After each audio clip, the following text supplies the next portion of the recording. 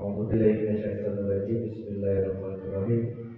Bismillahirrahmanirrahim. La yadurru ma'a ismihi syai'un fil ardi wa la fis samai wa huwa as-sami'ul 'alim. Assalamualaikum warahmatullahi wabarakatuh. Alhamdulillahirabbil alamin. Wa bihi nasta'inu ala umuri dunya wassalatu wassalamu ala asrofil anbiya'i wal mursalin. Amma ba'du. Allahumma sholli ala sayyidina Muhammad wa ala ali sayyidina Muhammad wa barik wasallim.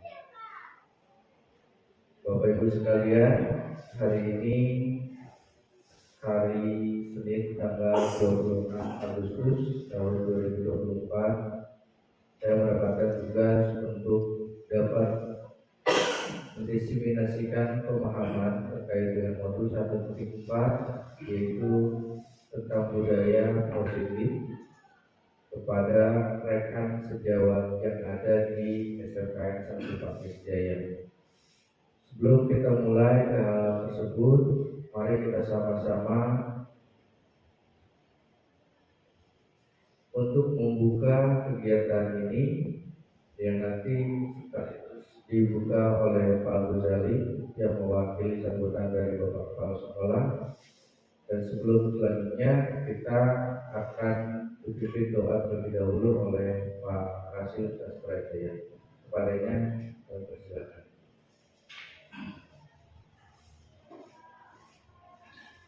Assalamualaikum warahmatullahi wabarakatuh.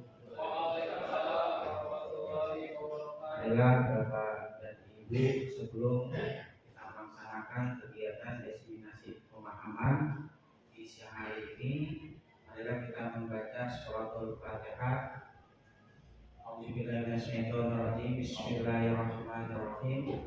Alhamdulillahirabbil alamin arrahmanirrahim maliki yaumiddin. Iyyaka na'budu wa iyyaka nasta'in ihdinas siratal mustaqim siratal ladzina an'amta 'alaihim ghairil maghdubi 'alaihim waladdallin. Astagfirullahaladzim fil awalin wal akhirin wa radhiyallahu anhu sahabati rasulillahi asma'in. Allahumma sholli ala sayyidina Muhammad wa ala ali sayyidina Muhammad. Allahumma inna nas'aluka salamatan fid din wal afiyatan fil jasadi wa ziyadatan fil ilmi wa barakatan fil rizqi wa taubatan qabla maut wa rahmatan inda maut wa maghfiratan ba'dal maut. Allahumma hawil alaina ma fi sakaratil maut wa najata minan nar wa rahmatan fil lisan. Rabbana la tuzigh qulubana ba'da idh hadaytana wa hab lana min ladunka innaka antal wahhab. Rabbi habli minas sholihin, Rabbi habli minas sholihin, Rabbi habli minas sholihin. Rabbi tubilai robba wa bil islami dina wa bi muhammadin nabiyya wa rasulah. Rabbi zikri ilma wa tu'ifah. Rabbana ya Allah atina fid dunya hasanah wa fil akhirati hasanah wa qina adzabannar. Walhamdulillahi rabbil alamin. Terima kasih Pak Rasil. Selalu kita berdoa. Baik, selanjutnya Bapak Ibu, saya sampaikan dulu pengantar sebelum ke yang lainnya, ya, bahwa konsep pendidikan menurut Ki Hajar Dewantara menekankan pentingnya menciptakan budaya dan lingkungan positif di sekolah, di mana murid menjadi pusat dari segala proses pendidikan. Pendidikan tidak hanya dilihat sebagai proses transfer pengetahuan, tetapi juga sebagai upaya untuk membentuk karakter dan mengembangkan potensi setiap murid secara holistik. Oleh karena itu, menciptakan budaya dan mewujudkan visi pendidikan yang ideal yang mengutamakan perkembangan setiap individu sesuai dengan kodratnya. Ini adalah susunan tadi, yaitu pembukaan, doa, dan selanjutnya menyanyikan lagu Indonesia Raya, dan setelah itu baru ada sambutan dari kepala sekolah. Bapak Ibu dipersilakan untuk berdiri untuk menyanyikan lagu Indonesia Raya.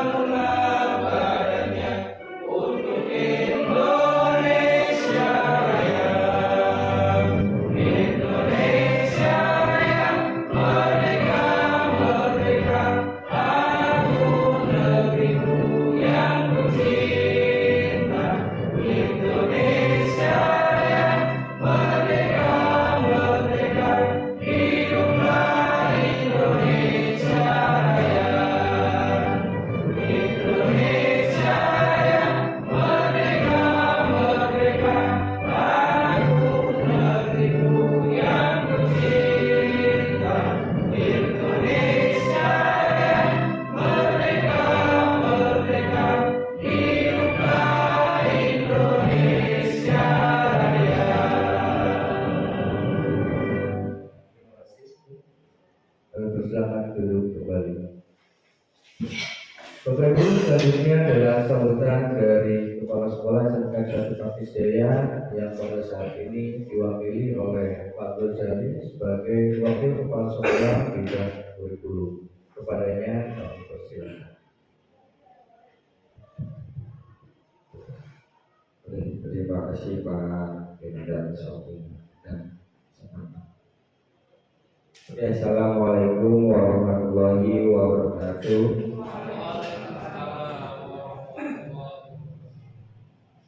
Alhamdulillahirabbil alamin wa bihi nasta'inu ala umuri waddin. Wassalatu wassalamu ala asrofil anbiya'i wal mursalin Sayyidina Muhammadin wa ala alihi wa sahbihi ajma'in, amma ba'du. Yang terhormat Bapak Kepala Sekolah SMK Negeri 1 Pakis Jaya, khususnya Pak Yudi Kardewa SSTMPD yang pada saat ini tidak dapat hadir. Yang saya hormati Bapak Ibu Dewan Guru SMK Negeri 1 Pakis Jaya. Yang pertama, marilah kita panjatkan puji serta syukur kehadirat Allah Subhanahu wa Ta'ala, yang mana di siang ini kita dapat berkumpul dalam rangka kegiatan diseminasi CGP angkatan 11, khususnya ini Pak Irwanda.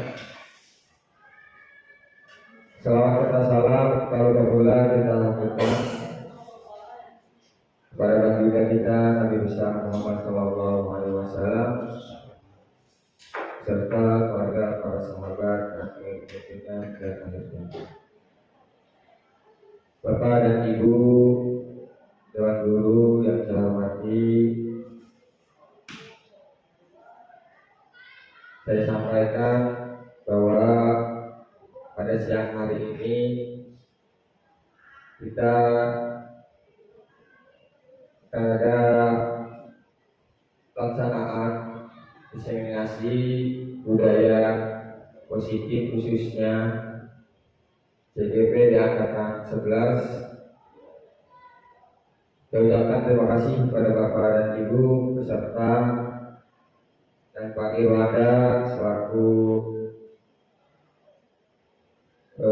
CGP di sini calon guru penggerak.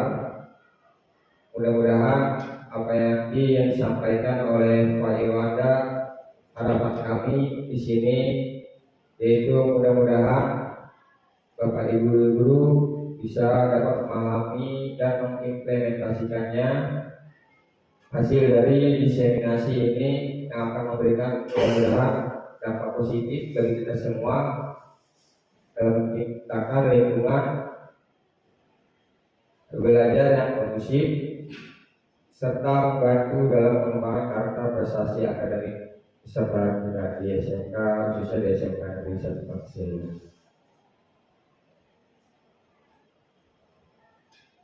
Dan mudah-mudahan Bapak Ibu nanti setelah kegiatan diseminasi ini diharapkan untuk mengimplementasikannya langsung kita terapkan, mudah-mudahan, karena budaya positif ini kan terkait dengan kegiatan siswa nanti, gitu, berpihak kepada siswa.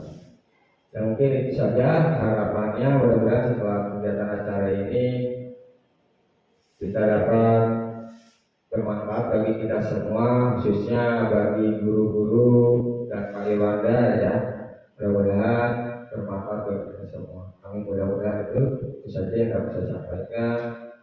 Kurang lebihnya mohon maaf. Assalamualaikum warahmatullahi wabarakatuh.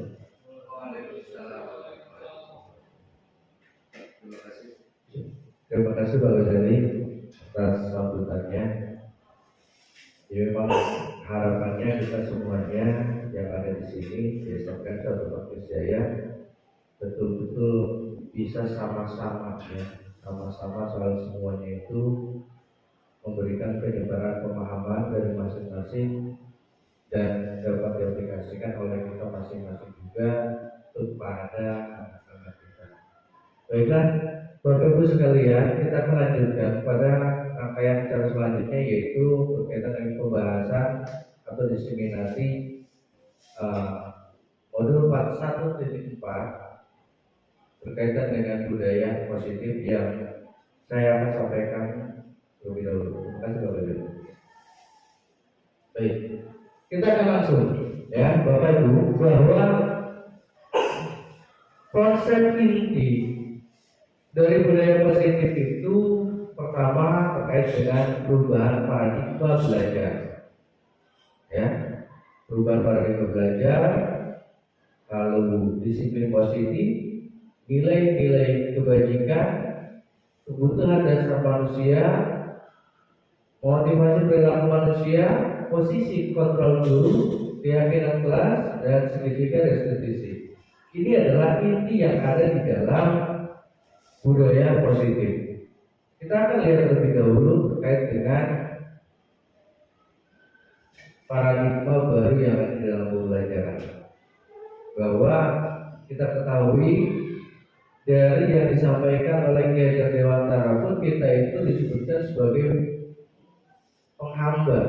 Ya, kita menghambat kepada siswa. Kenapa disebutkan menghambat? Bukan berarti siswa itu sebagai raja, tetapi memposisikan diri bahwa kita itu seorang fasilitator, memfasilitasi anak-anak kita dalam kegiatan pembelajaran. Nah, pembelajaran dengan paradigma baru merupakan pembelajaran yang dirancang berdasarkan prinsip pembelajaran berdiferensiasi. Kita harus mengetahui terkait dengan konsepnya atau konten, prosesnya, dan juga produknya. Yang biasa itu ada di dalam pembelajaran berdiferensiasi. Sehingga peserta didik belajar sesuai dengan kebutuhannya, berdasarkan tahapan perkembangan sesuai teori psikologi modern untuk mewujudkan profil pelajar Pancasila.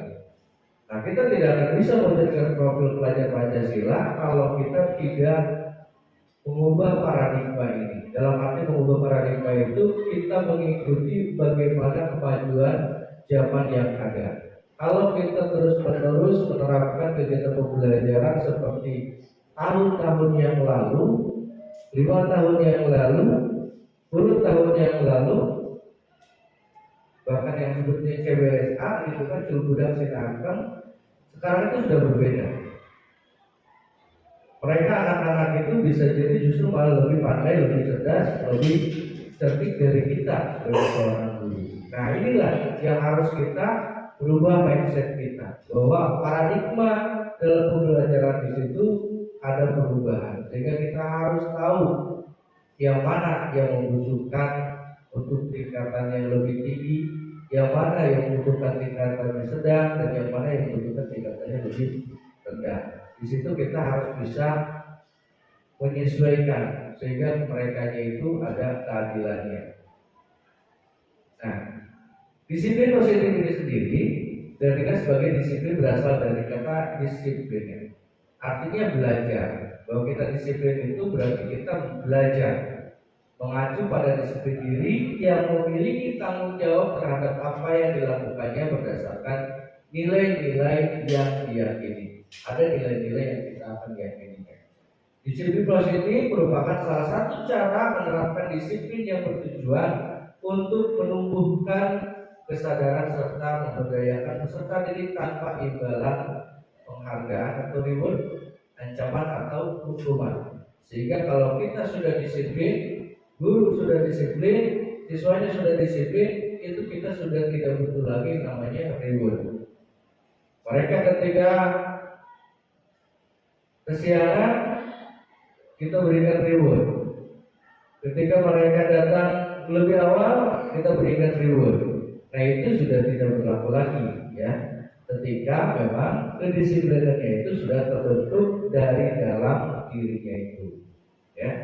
Sebagai pendidik, tujuan kita adalah menciptakan peserta didik yang memiliki disiplin diri, sehingga mereka berperilaku mengacu kepada nilai-nilai kebajikan universal dan memiliki motivasi intrinsik dalam perubahan perilaku ke arah yang lebih baik. Motivasi itu ada yang intrinsik, ada juga yang ekstrinsik. Nah, reward ini termasuk ke dalam motivasi ekstrinsik. Jadi datangnya itu dari luar sehingga mereka melakukannya itu karena bisa mereka takut, karena bisa mereka menginginkan sesuatu yang diharapkan, bukan dari dasar kesadaran dari anak itu sendiri, ya. Nah, kalau mereka ada dari dasar kesadaran anak itu sendiri, itu berarti mereka sudah memiliki motivasi intrinsiknya. Begitupun dengan kita semuanya, ya. Jangan sampai kita itu ada dalam motivasi ekstrinsik. Kita harus ada dalam motivasi intrinsik. Baik, nilai-nilai kebajikannya. Nilai yang disepakati bersama lepas dari suku bangsa, agama, bahasa maupun latar belakangnya. Ada profil pelajar Pancasila, beriman tentang keperluan yang Maha Esa, berhak mulia, berkebinekaan, global, gotong royong, mandiri, kreatif dan bernalar kritis. Kita sudah tahu semua, ya, profil pelajar Pancasila, karena kita juga sudah sering melaksanakan kegiatan P5, ya. Lalu ada juga Iwo Primary Year Program, PYP, ya. Toleransi, rasa hormat, integritas, mandiri, menghargai, antusias, empati, pengetahuan, kreativitas, kerjasama, percaya diri dan komitmen, dan keterampilan hidup atau life skill-nya. Dapat dipercaya, luruh hati, pendengaran yang aktif, tidak merendahkan orang lain, dan memberikan yang terbaik dari diri. Ini adalah nilai-nilai kebijakannya. Ini harus sudah ada di dalam diri kita masing-masing. Dan selanjutnya kita lihat antara hukuman versus konsekuensi versus retribusi. Yang hukuman tidak terencana atau tiba-tiba. Ketika kita lihat anak datang terlambat, kita tidak ada rencana, langsung kita hukum. Dengan cara apa? Apakah dia berdiri depan gerbang atau dia berlari di lapangan? Nah, itu adalah hukuman, ya. Kedua, murid tidak tahu apa yang akan terjadi, tidak dilibatkan atau dia tidak dilibatkan, ya. Jadi ketika terlambat, ya sudah terlambat aja, dia hanya tahu sampai situ. Dia tidak tahu apa yang akan terjadi setelahnya.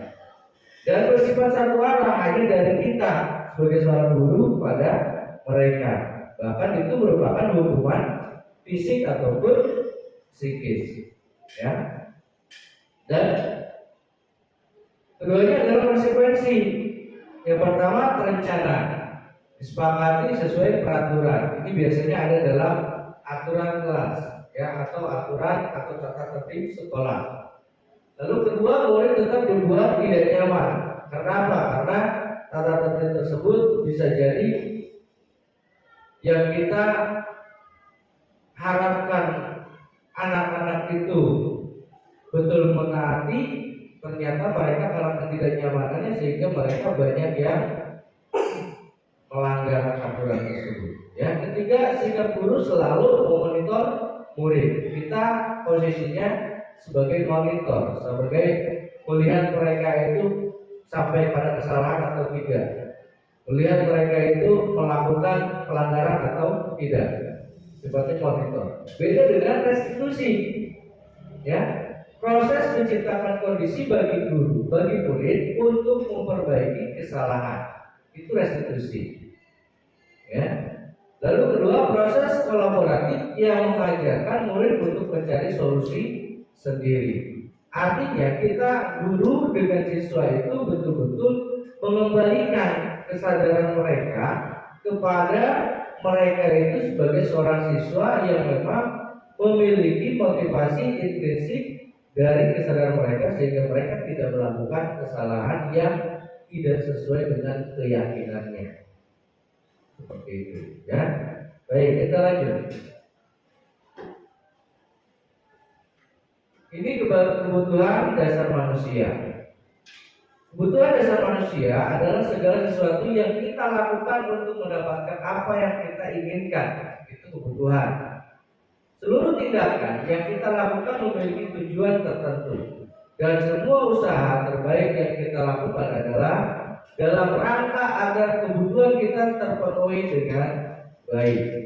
Contoh, ketika pasangan haus, pasti kebutuhannya harus terpenuhi, maka pasangan akan mengambil segelas air sehingga hausnya itu akan hilang. Contoh, saya punya tujuan ingin semuanya memahami dan juga mengetahui terkait dengan budaya disiplin, sehingga saya pun melaksanakan tugas diseminasi ini yang bisa disampaikan pemahaman saya kepada teman-teman semuanya di sini. Contoh juga terkait dengan anak-anak, mereka akan patuh kepada kita ketika mereka kepatuhannya ini akan berkaitan dengan nilai. Mereka pun sudah patuh seperti itu.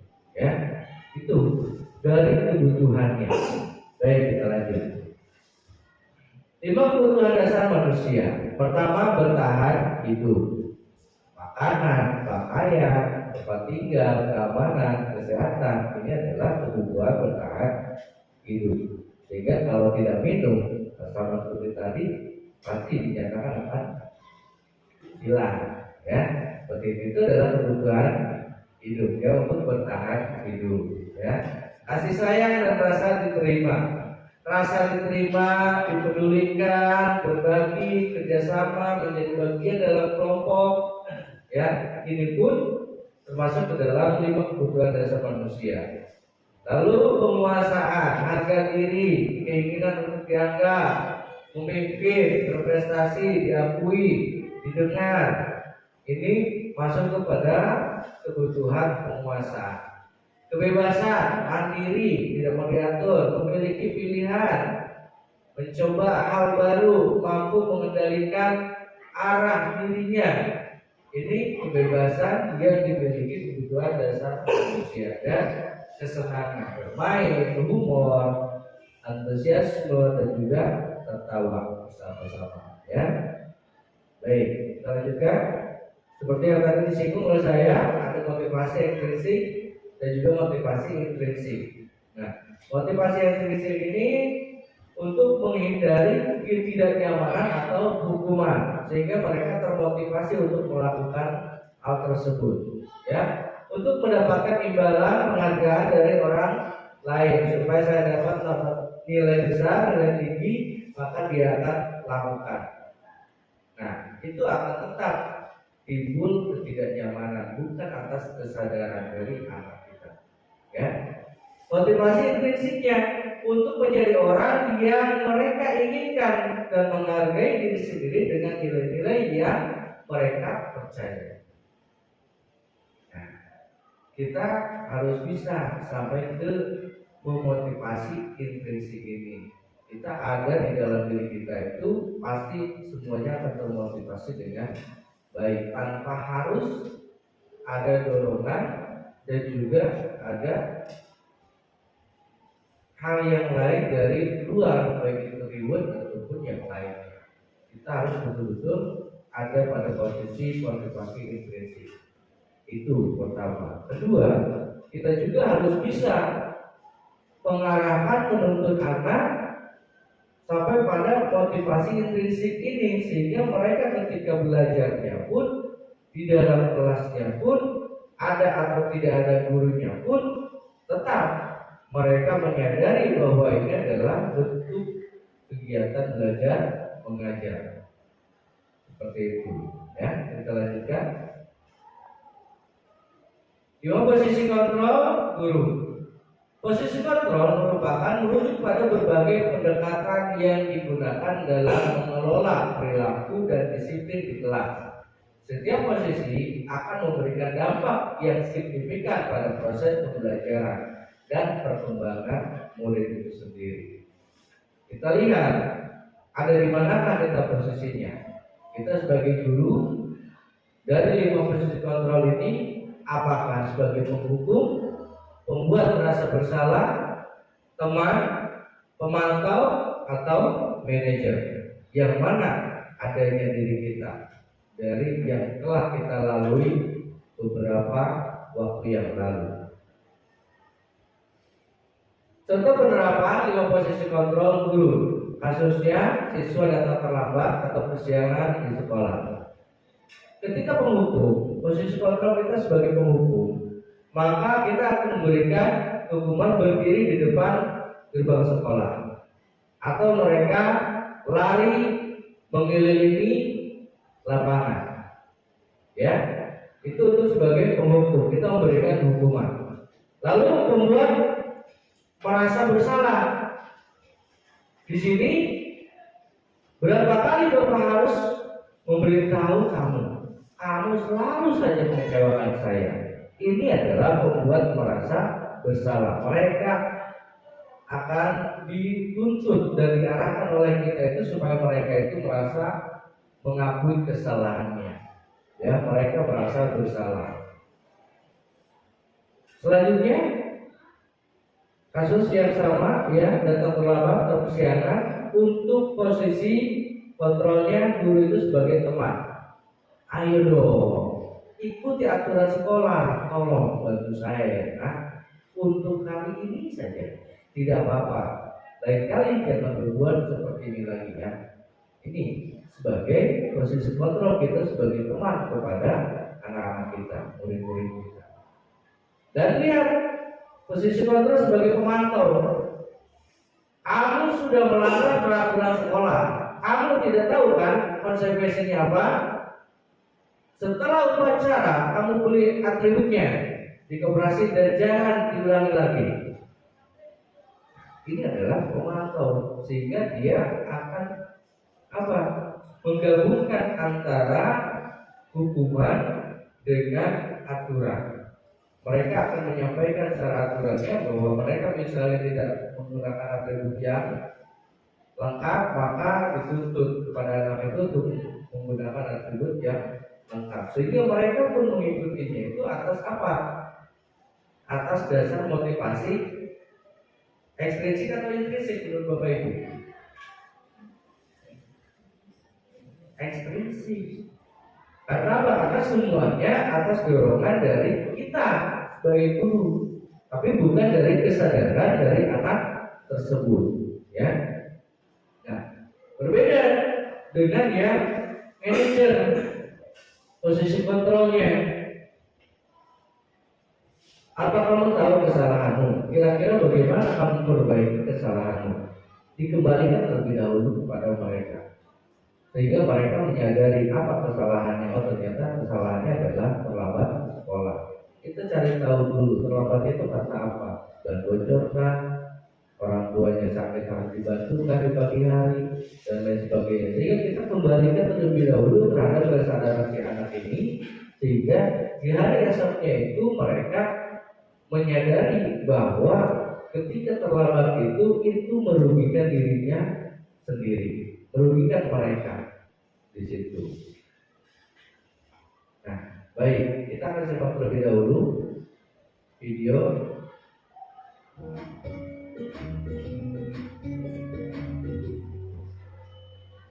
Salam bahagia ibu dan bapak guru hebat.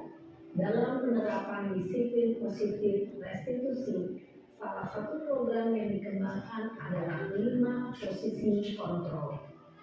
5 posisi kontrol dalam restitusi adalah proses perjalanan seorang pendidik agar dapat mengenali dirinya. Pada video kali ini, kita akan membahas tentang 5 posisi kontrol yang dikembangkan oleh Brian Dawson dan contoh penerapannya.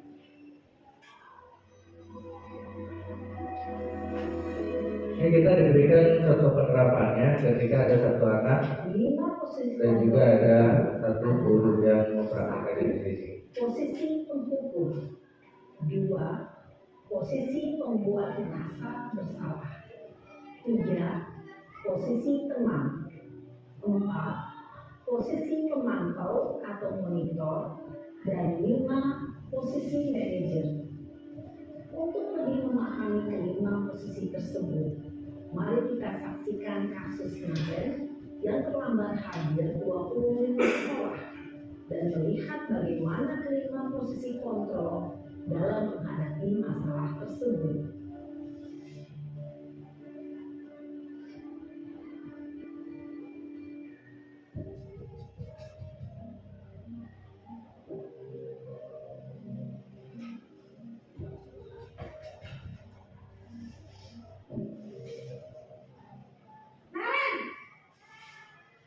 Nah, biasanya guru kita seperti itu tuh. Selamat pagi Bu. Selalu terlambat. Kamu deh, pasti terlambat. Maaf Bu, saya Apa? Apa coba?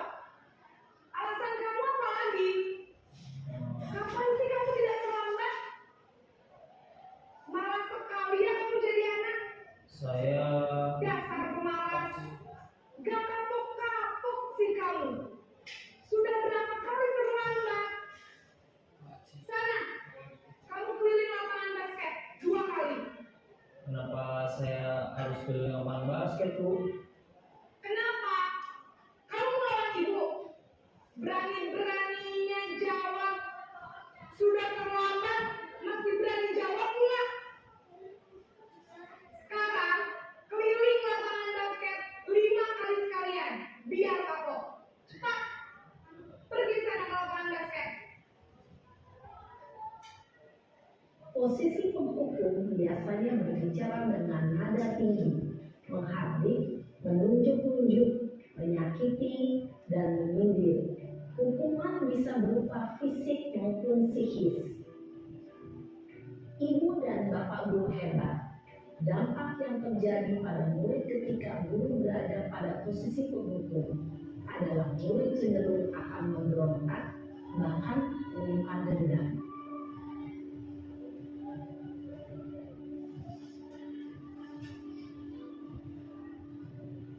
Contoh yang kedua,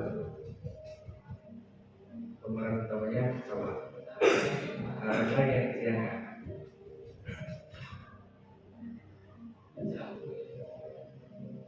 Naren,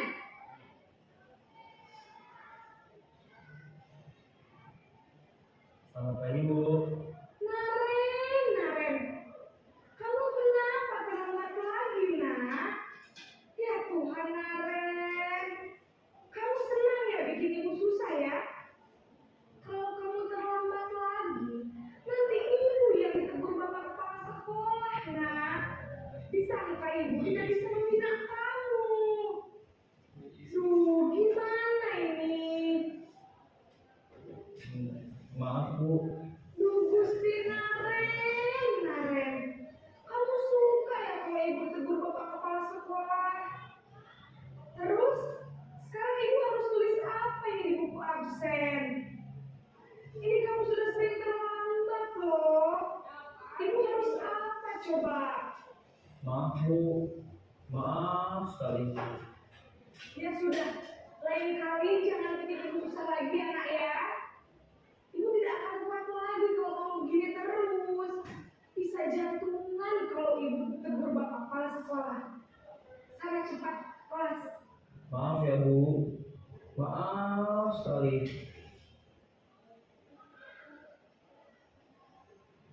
Posisi pembuat rasa bersalah berbicara dengan nada tenang, cenderung lembut, namun kata-kata yang diutarakan membuat murid merasa menjadi orang yang gagal, memandang buruk dirinya sendiri, merasa tidak berharga, dan tidak sanggup membahagiakan orang lain.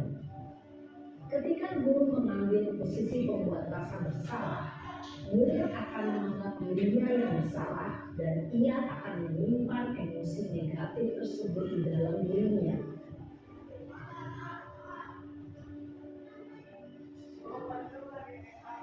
ini untuk guru posisi yang tepat. Saya parasi.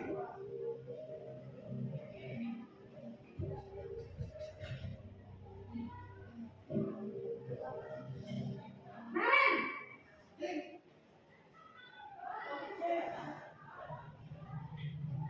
Selamat pagi Bu. wah sudah jam berapa ini nak? Selamat lagi Iya Bu, habis ibu saya lupa bangunkan saya Bu. Kamu malah menyalahkan ibu kamu. Kamu bukannya anak yang larinya paling kencang. Kok terlambat sih? Iya Bu, saya memang terlambat bangun tadi. Jadi biarpun saya lari kencang, tetap gak kekejar Bu.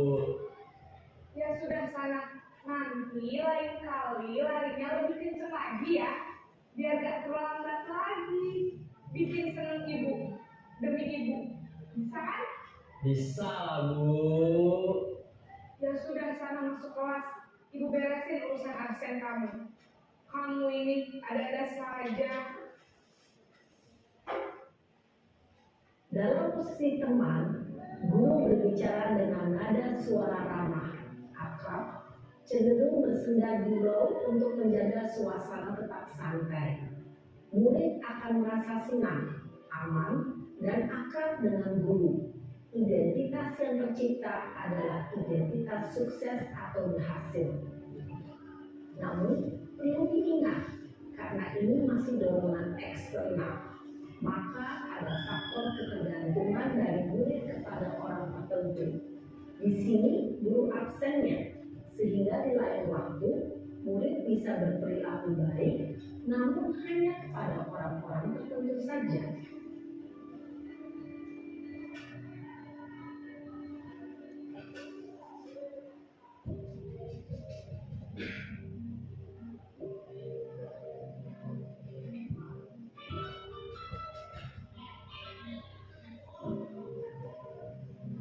Naren!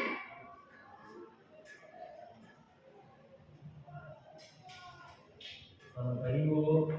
Naren, apa peraturan sekolah kita tentang jam berapa kita harus masuk sekolah, Nak?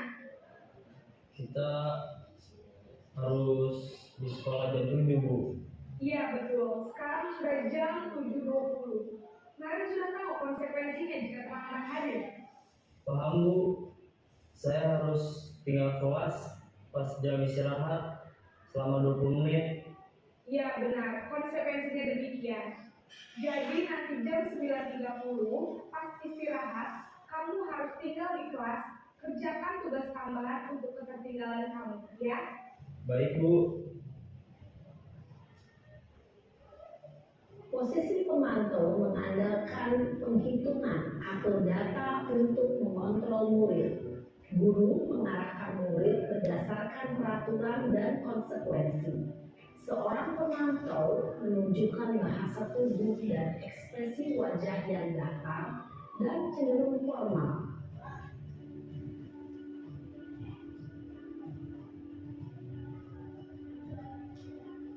Ini yang diharapkan posisi manajernya ini.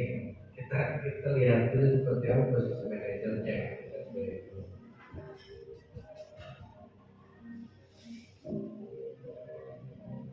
Naren!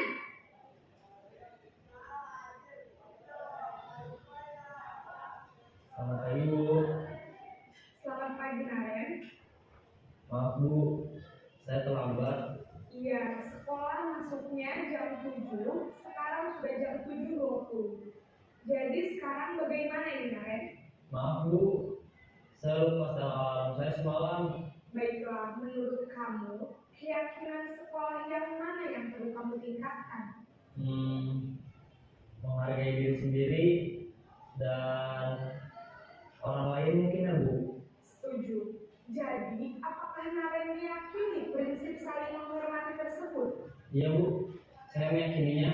Apakah Naren bersedia memperbaiki masalah keterlambatan ini? Bersedia Bu. Bagaimana kalau akan memperbaiki masalah keterlambatan ini? Saya akan coba untuk tidak lupa menyetel alarm saya Bu. Baik, kalau Naren lupa menyetel alarm di rumah, ada orang yang kira-kira bisa bantu mengingatkan tidak? Ada Bu, kakak saya, Kak Emma. Ada lagi selain Kak Emma? Selain Kak Emma, ada ibu saya. Baik, jadi yang mengingatkan Naren adalah Kak Emma dan ibu kamu ya? Kira-kira akan mulai setel alarm kapan nih Naren? setelah pulang sekolah akan segera saya lakukan. Baik, jadi Naren akan setel alarm untuk bangun besok pagi dan akan diingatkan oleh kakak dan ibunda Naren ya. Ada lagi yang mungkin perlu dilakukan Naren agar tidak terlambat bangun lagi? Tidak ada, Bu. Baik Naren, terima kasih untuk kerjasama kamu. Sekarang kamu perlu kembali ke kelas untuk belajar. Baik, Bu. Terima kasih. Posisi manajer adalah posisi kontrol yang disarankan untuk membimbing murid memiliki sikap disiplin yang positif, yaitu murid yang mandiri, bertanggung jawab, dan dapat memecahkan masalah. Tujuan dari posisi ini adalah agar murid dapat berefleksi atas tindakannya. Guru akan dengan tulus memberikan pertanyaan-pertanyaan bermakna, sehingga membuat murid dapat belajar dari kesalahannya dan mencari sebuah solusi untuk menyelesaikannya. Ibu dan Bapak guru hebat, setelah mengamati adegan kelima posisi kontrol tadi, kira-kira posisi mana yang paling ideal? Posisi mana yang dapat menunjang motivasi intrinsik murid? Ya, tentu posisi manajer. Posisi ini memang posisi ideal yang ingin dituju setiap pendidik. Pada posisi inilah, guru dapat menerapkan disiplin positif yang berpihak pada murid, yang memerdekakan murid. Perjalanan seorang pendidik tentunya tidak mudah untuk sampai pada posisi seorang manajer. Namun, tujuan kita pasti, yaitu menciptakan murid-murid yang mandiri, merdeka, dan bertanggung jawab. Semoga penggambaran 5 posisi kontrol yang telah diperlihatkan ini dapat menjadi ajang refleksi bagi kita semua, agar dapat terus mengasah dan menerapkan disiplin positif yang memerdekakan murid. Mari terus berlatih dan bersemangat. Selamat menerapkan. Salam dan bahagia Ibu dan Bapak guru hebat. Baik. Kalau kita terapkan seperti itu di sekolah kita, tantangannya lebih tinggi, ya, karena karakter dari mereka anak-anak kita itu berbeda dengan yang di kota seperti itu. Karena semuanya juga pasti akan berpengaruh dari situasi, kondisi, lingkungan di mana mereka berada. Kalau kita menerapkan di posisi manajer, belum tentu mereka itu mengetahui dan menyadari seperti itu. Tapi kita tetap harus bisa sampai pada posisi manajer, sehingga kita tidak seperti yang istilahnya ke anak-anak itu menuntut mereka itu harus seperti apa dan bagaimana. Baik, ini ada posisi kontrol. Apakah kamu bisa Bapak Ibu jawab? Saya kecewa sekali dengan kamu. Ini kira-kira masuknya pada posisi kontrol apa? Yang pertama itu menghukum, kedua membuat merasa bersalah, ketiganya teman, keempatnya monitor, kelimanya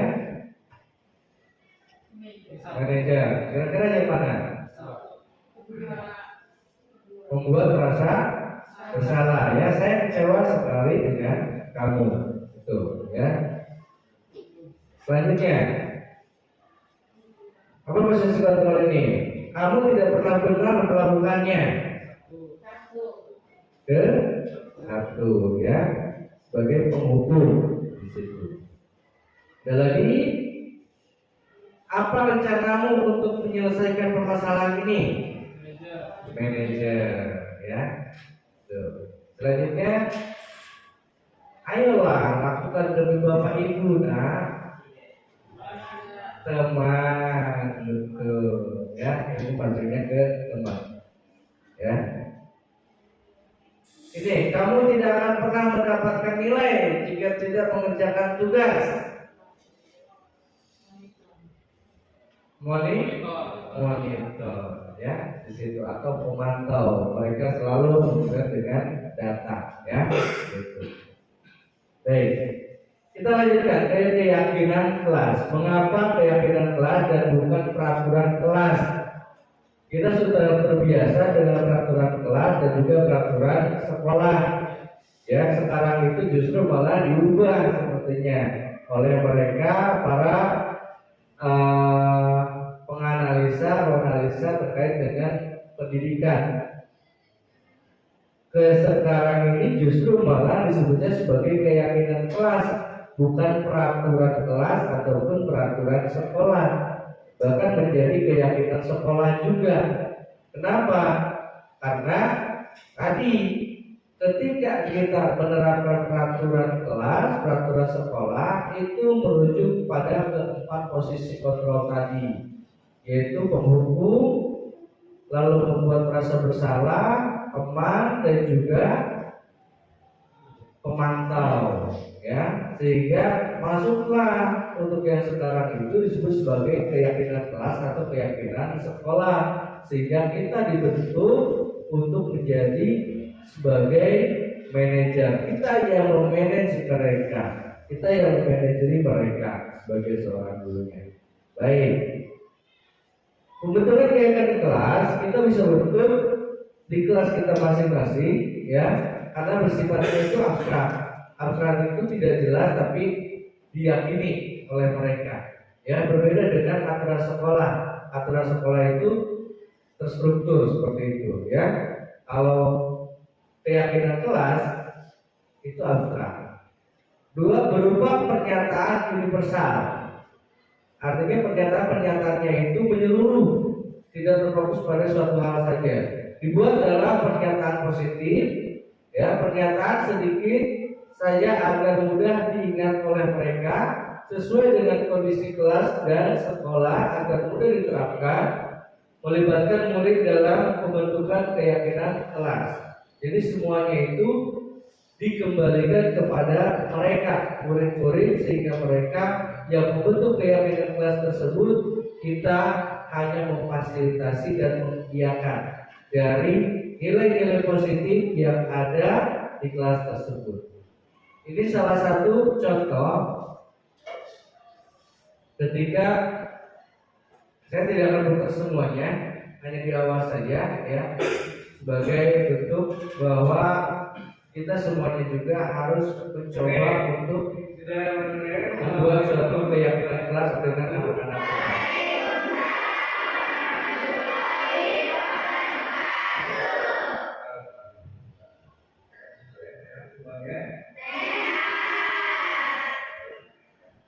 Ini adalah kali kedua kita bertemu di dalam ya, kita hari ini akan melanjutkan kegiatan pembelajaran yang telah kita lakukan yaitu membahas terkait dengan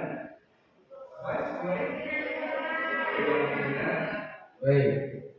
Di dalam kegiatan pembelajaran ini sebetulnya kita sisipkan itu dalam kegiatan pembelajaran yang biasa, yaitu yang kita menyampaikan materi. Namun biasanya keyakinan kelas kita bentuk itu ketika kita ada pada awal pertemuan dengan mereka. Makanya kemarin ketika kita ada dalam rapat dengan wali kelas, ada keyakinan kelas yang disampaikan oleh guru mata pelajaran, ada juga keyakinan kelas yang memang dibentuk oleh wali kelasnya. Kali ini dibentuk yaitu untuk apa? Sebetulnya semuanya juga sama. Aturan kelas, aturan sekolah, keyakinan kelas, keyakinan sekolah itu tujuannya sama, satu, yaitu untuk mengarahkan mereka itu pada sifat dan karakter yang ada di dalam profil pelajar Pancasila. Seperti itu, ya. Nah, semuanya ke arahnya ke sana. Namun caranya, kalau kita caranya itu dengan peraturan sekolah, peraturan kelas, nah di situ akan ada timbul yang namanya itu memaksakan kehendak, sehingga dijadikanlah sebagai keyakinan kelas.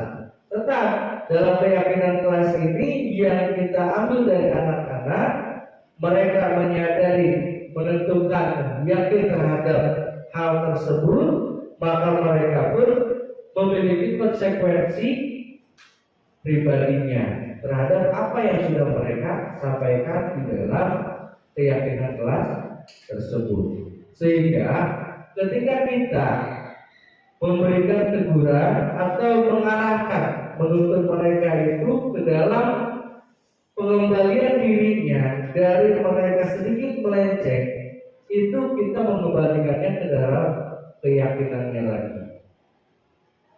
Contohlah, misalnya saya jarang sholat, ya kan? Ketika ada yang mengingatkan saya, nah saya pasti akan kembali lagi sholat. Misalnya seperti itu. Kenapa? Karena ada keyakinan yang ada di dalam dirinya seperti itu. Ya, jadi tidak ada sifat dari apa? Paksaan kepada anak-anak, tapi mereka menyadari sendiri bahwa di kelas saya harus kondusif, di kelas saya harus bernuansa positif, di kelas saya harus bersih dan rapi. Nah, keyakinan itulah yang mereka pegang, sehingga mereka melakukannya itu dengan kesadaran masing-masing. Ya, baik, kita lanjutkan. Ada segitiga restitusi. Ya, restitusi adalah proses menciptakan kondisi bagi murid untuk memperbaiki kesalahan mereka, sehingga mereka bisa kembali pada kelompok mereka dengan karakter yang lebih kuat. Ya, restitusi ini mulai dari menstabilkan identitas, ya, validasi tindakan yang salahnya, dan juga menanyakan keyakinan. Karena itu adalah suatu proses dialog yang dijalankan oleh guru agar dapat menghasilkan murid yang mandiri dan bertanggung jawab. Kita berikan penstabilan identitas, bahwa mereka mengakui kesalahannya dan mereka di situ memvalidasi tindakan yang salahnya. Ya, mereka akui, mereka lakukan kesalahan tersebut, baru kita kembalikan pada keyakinan kelasnya atau keyakinan pada diri mereka. Contoh yang tadi, yang pada yang kelima tadi, ya, yang dilakukan oleh guru yang bersifat manajer. Mereka di situ memvalidasi dulu terlebih dahulu terkait dengan identitasnya, ya. Nah, menstabilkan identitas ini berdasarkan prinsip membuat kesalahan adalah bagian dari proses pembelajaran. Ucapan gurunya itu berbuat salah itu wajar. Tidak ada manusia yang sempurna. Ibu ataupun bapak juga pernah melakukan itu. Ibu ataupun bapak tidak mau mencari siapa yang salah, tapi ibu atau bapak ingin mencari solusi dari permasalahan ini. Kamu berhak merasa begitu. Nah, ini adalah kalimat-kalimat yang disampaikan kepada anak ketika kita menstabilkan identitas. Artinya mengembalikan ke kesadaran si anak tersebut. Gitu. Nah, dari kalimat-kalimat ini ada motivasi terhadap anak bahwa mereka akan mengakui terhadap kesalahannya, sehingga keluarlah pada validasi tindakan yang salah berdasarkan prinsip setiap perilaku berupa memenuhi suatu kebutuhan tertentu. Ya, kamu pasti punya alasan mengapa melakukan hal itu. Padahal kamu bisa melakukan hal yang lebih buruk dari ini. Ya, kamu patut bangga karena telah melindungi suatu penting buatmu. Kamu melakukannya karena mempertahankan suatu yang penting bagimu. Ini adalah validasi tindakan-tindakan yang salah.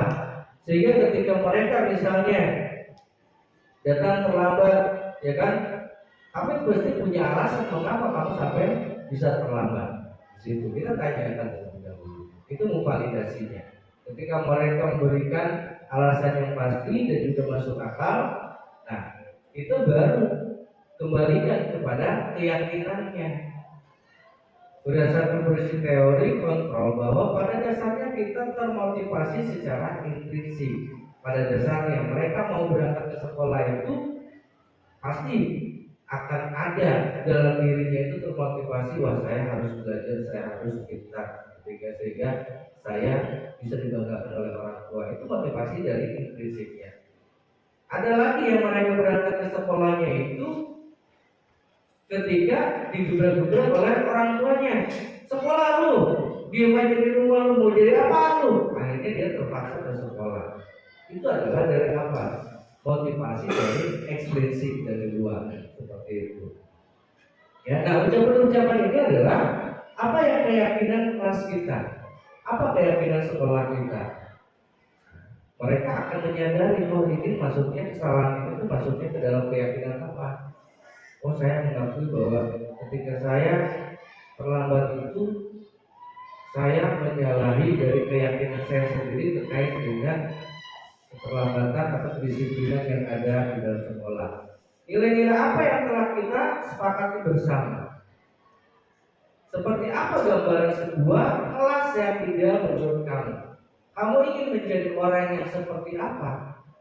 Nah, ini semuanya adalah kalimat-kalimat tanya yang mengembalikan kepada kesadaran mereka, sehingga mereka merasa dianggap. Mereka merasa, oh iya, saya itu penting untuk sekolah, saya itu penting untuk ada di dalam kelas, saya itu penting supaya saya itu tidak terlambat sekolah, seperti itu. Sehingga kalau mereka sudah merasa ada pada kepentingannya, itu akan kembali terhadap apa? Kebutuhan manusia tadi, bahwa di situ ada pengakuan. Mereka diakui bahwa mereka juga memiliki hak yang sama. Ya, baik. Sedikit saya berikan contoh di sini seperti kalimat-kalimatnya. Tadi saya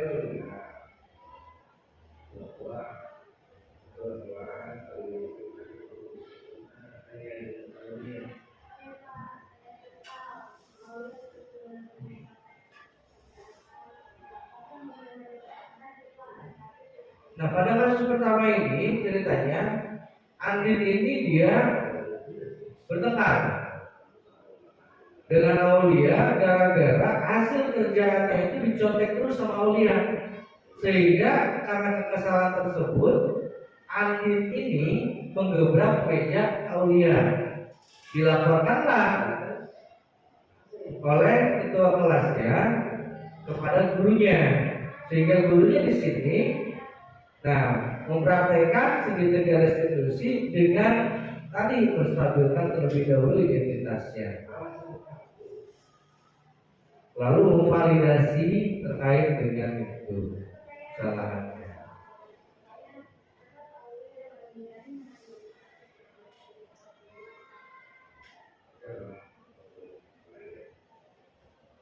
Baik, kita akan lanjutkan ya. Nah, sampai apa? Sampai pada akhirnya adalah anak itu tetap dikembalikan pada kesadarannya mereka bahwa menyadari hal tersebut, hal marah-marah itu melewati dari keyakinan kelas yang ada, melanggar dari keyakinan kelas yang ada. Dan ditanya kepada si anak tersebut untuk saling menghargai itu harus seperti apa dan bagaimana, sehingga mereka menyadari bahwa kemarahan yang seperti itu berarti di situ mereka sudah keluar dari keyakinannya itu untuk saling menghargai sesama manusia. Nah, menghargai sesama manusianya ini kan ada di dalam profil pelajar Pancasila, sehingga mereka tertanam dengan baik ketika kita memang mengimplementasikan hal seperti ini. Ya baik, kita pada akhirnya alhamdulillah penutupnya bahwa dalam penerapan program disiplin positif kita guru perlu memiliki standar kepribadian profesional dan juga sosial yang baik. Guru seharusnya mampu merefleksikan diri terhadap posisi kontrol yang dipegang saat ini, serta perjalanan dirinya sebagai seorang among atau manajer, karena kita itu mengamong, ya, bukan menuntut anak-anak, tapi kita menuntut anak-anak, ya, yang bertugas membimbing murid-murid menuju kemandirian, kemerdekaan dan tanggung jawabnya sesuai dengan kodrat dan zamannya. Mereka memiliki kodrat yang jelas, mereka sudah dibekali dengan ilmu pengetahuan oleh Tuhan Yang Maha Esa. Kita hanya menuntun mereka sehingga mereka sesuai dengan kodratnya. Ketika mereka memiliki kesalahan, itu pada masanya sama, kita pun seperti itu. Ketika mereka menyadari kesalahan, itu pun pada masanya, karena memang mereka juga adalah manusia sama seperti kita yang tidak luput dari kesalahan. Jangan sampai kita terhadap anak-anak kita yang kita tuntut untuk menjadi lebih baik, memiliki kemandirian, kemerdekaan dan juga tanggung jawab sebagai mereka sebagai seorang murid, kita salah memposisikan diri kita pada mereka. Demikian pemaparan dari saya. Terima kasih. Akhir kata, selalu bergerak, tetap bergerak, dan mari kita bersama-sama menggerakkan murid untuk menjadi lebih baik lagi. Terima kasih. Wabillahi taufiq wal hidayah. Wassalamualaikum warahmatullahi wabarakatuh.